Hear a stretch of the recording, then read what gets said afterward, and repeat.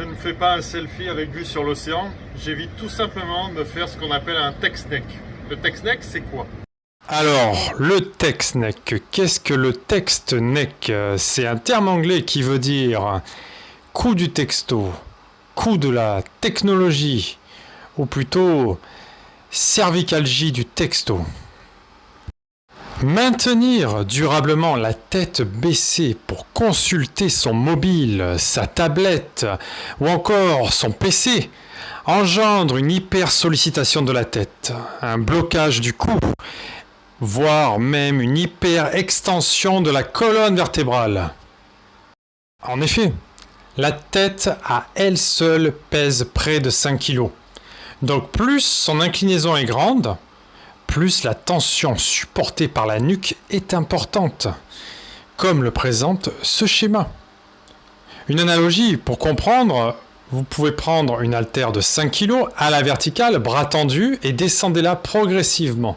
Toujours bras tendus et ressentez l'effet. Ah, ça va faire un peu mal à un moment donné. Et bien là, c'est pareil, mais on ne s'en rend pas compte de ces tensions-là. On est plus focalisé sur son objet fétiche plutôt qu'être à l'écoute de son corps.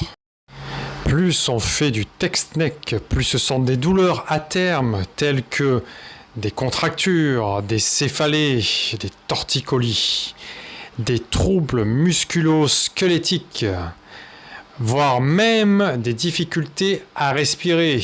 Et oui, en se courbant de cette manière, le haut de la cage thoracique diminue. Un comble, puisqu'on a tendance dans notre société à faire beaucoup de sport. On fait du sport pour augmenter son endurance et en parallèle, le text-neck la diminue. Mais ce n'est pas tout. Aujourd'hui, les médecins utilisent ce terme pour désigner les rides horizontales qui apparaissent au milieu du cou à force de consulter régulièrement son appareil. On prend soin de son visage, mais on néglige son cou. La prévention avant tout, et pour cela, rien de plus simple.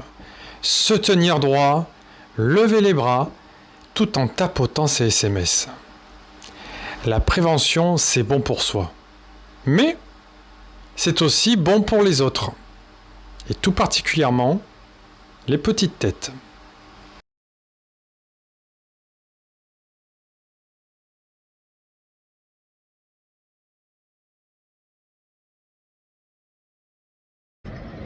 Oui, c'est moi sur les photos. Ça va, j'ai pas trop changé.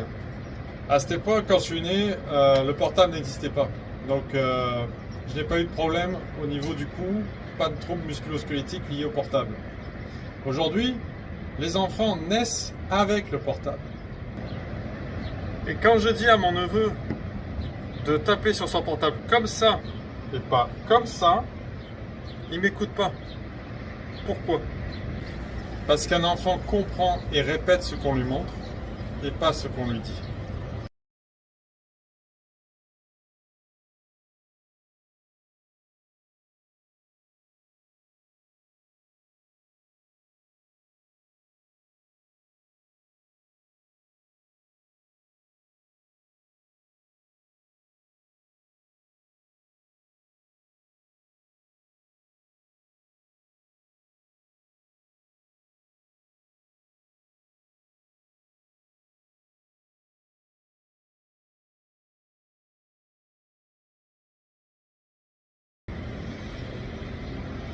Si en tant qu'adulte, je montre l'exemple, je vais peut-être éviter à des enfants d'avoir des troubles musculo-squelettiques à moyen et long terme.